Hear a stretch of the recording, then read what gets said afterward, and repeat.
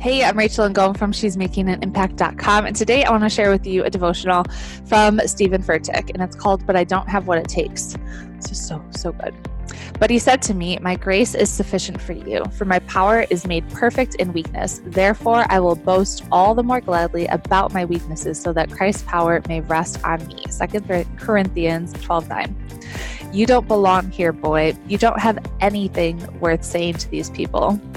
You'd think a pastor about to preach to thousands of people eagerly awaiting his message would feel confident and courageous as he walks to the pulpit.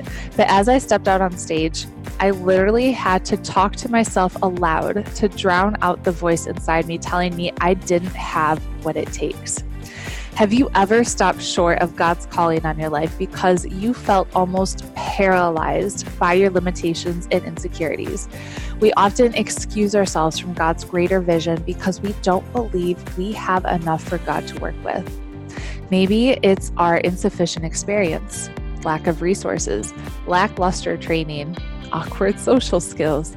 Maybe it's a busted up marriage or a job we're sure is meaningless.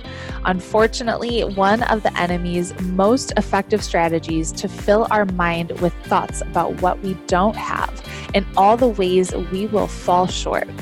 But when we focus on what we lack, it can keep us from realizing what we have is more than enough for God.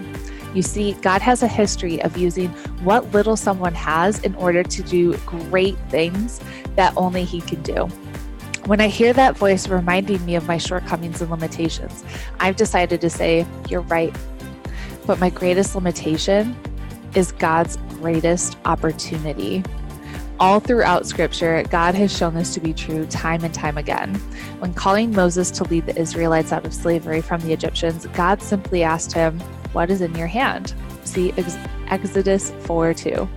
It was just a staff, a common tool used by a common worker for a common purpose.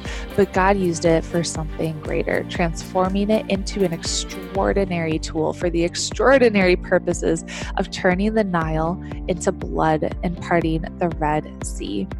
When feeding the 5,000, Jesus didn't send the disciples to buy at McDonald's. He simply asked them, "How many loaves do you have?"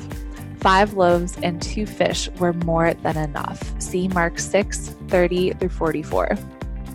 When the prophet Elijah was approached by the desperate widow in 2 Kings 4:1-7, he simply asked her, "Tell me, what do you have in your house?" She said she had nothing at all except a small jar of olive oil. It turns out 1 jar of oil isn't a bad place to start. God supernaturally multiplied that 1 jar of oil until she had enough to pay her debts and live with her son on what was left. And how did these miracles start? They started with something that seemed to amount to nothing. These examples remind us we need to take inventory of what's right in front of us. Use that. Be obedient right there. Start saying yes to God right where you are. Instead of focusing on your limitations and insecurities and saying, "I can't," start praying, "God, use what I have. Take what little I have and make it overflow." Indeed, your greatest limitation is God's greatest opportunity. Dear Lord, thank you that you're not limited to dealing with my current state and weaknesses. I want to be greater and do great things for you, Lord.